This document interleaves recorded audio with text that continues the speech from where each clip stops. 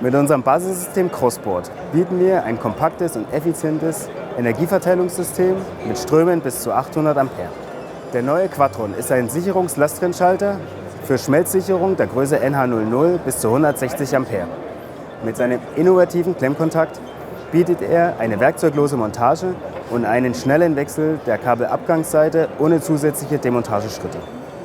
Durch die hohen Kurzschlusswerte von 120 kA und der Gebrauchskategorie AC23B kann der Quadron NH00 in verschiedensten Applikationen eingesetzt werden.